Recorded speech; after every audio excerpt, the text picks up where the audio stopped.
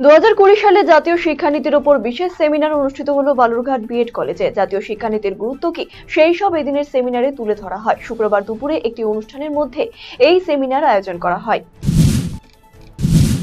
বাড়িতে ঘরের ভেতর থেকে উদ্ধার হলো শিলিগুড়ি পুর নিগমের স্বাস্থ্য বিভাগের মেয়র পরিষদ দুলাল দত্তের ভাইজির ঝুলন্ত মৃতদেহ। ঘটনাকে কেন্দ্র করে ব্যাপক চাঞ্চল্য ছড়া এলাকায়। পরবর্তীতে সকলে মিলে তার দরজা ভেঙে দেখতে পাই কেয়া ঝুলন্ত অবস্থায় রয়েছে। তারপরই তাকে উদ্ধার করে শিলিগুড়ি জেলা হাসপাতালে নিয়ে আসা হলে কর্তব্যরত চিকিৎসকেরা তাকে মৃত বলে ঘোষণা করে। রাতের অন্ধকারে চা গাছ কেটে উপরে ফেলে দিল দুষ্কৃতীরা। শুক্রবার ঘটনায় উত্তেজনা ছড়িয়েছে উত্তর দিনাজপুর জেলার চোপড়া থানার সুরভিপল্লী এলাকায়। খবর পেয়ে ঘটনাস্থলে আসে চোপড়া থানার পুলিশ। ঘটনার তদন্ত শুরু করেছে পুলিশ। বৌদিকে ধারালো অস্ত্র দিয়ে আঘাতের অভিযোগ উঠল দেওরের বিরুদ্ধে। ধূপগুড়ি ঝাড়ালতা 2 নম্বর গ্রাম পঞ্চায়েতের মহামায়া সংলগ্ন এলাকার ঘটনা এটি। চাঞ্চল্য ছড়িয়েছে এলাকা জুড়ে। ঘটনাস্থলে পুলিশ পৌঁছে গোটা ঘটনা তদন্ত শুরু করেছে। পারিবারিক বিবাদের জেরে সুকুমার রায় নামে স্থানীয় ব্যক্তি বুলবুলি নামক এক মহিলা অর্থাৎ তার বৌদিকে ধারালো অস্ত্রের আঘাত আনে।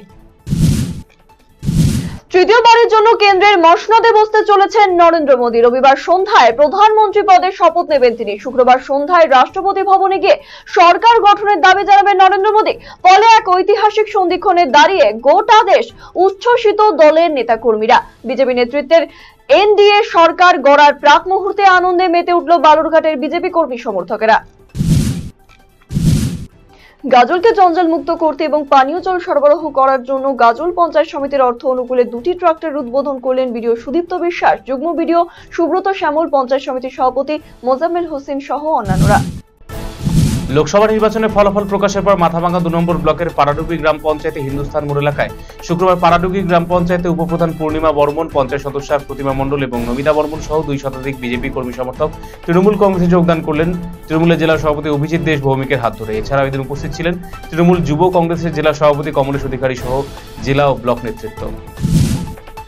পুকুরে ভাসমান দেহ দেখে চাঞ্চল্য ছড়ালো এলাকায়, কিন্তু উদ্ধারের পর দেখা গেল দিব্যি বেঁচে রয়েছে সে। ঘটনায় শোরগোল পড়ে গেছে পুরাতন মালদার নারায়ণপুরে। এদিন জাতীয় সড়ক সংলগ্ন এলাকায় এক পুকুরে ওই যুবকের দেহ ভাসতে দেখেন স্থানীয়রা। মৃতদেহ অনুমান করে খবর দেওয়া হয় পুলিশকে। খবর পেয়ে ঘটনাস্থলে আসে মালদা থানার পুলিশ। উদ্ধারের পর দেখা গেছে বেঁচে রয়েছে ওই যুবক, যদিও কি করে তা সম্ভব তা নিয়ে ধন্দের স্থানীয়রা। চা শ্রমিক বোঝাই গাড়ি দুর্ঘটনা কবলে পড়ে আহত হলো 30 জন। চা বাগানে কাজে যাওয়ার সময় দুর্ঘটনা কবলে পড়ে গাড়িটি বলে জানা গেছে। ঘটনাটি ঘটেছে চালসা এলাকায়। আহতদের চালসার মঙ্গলবাড়ি গ্রামীণ হাসপাতালে নিয়ে যাওয়া হয়েছে। 5 জনের অবস্থা গুরুতর হয় তাদের মাল সুপার স্পেশালিটি হাসপাতালে রেফার করা হয়েছে। ঘটনাটি ঘটেছে চালসা মেটেল রাজ্য সড়কের চালসা পিডব্লিউডি বাংলো সংলগ্ন এলাকায়।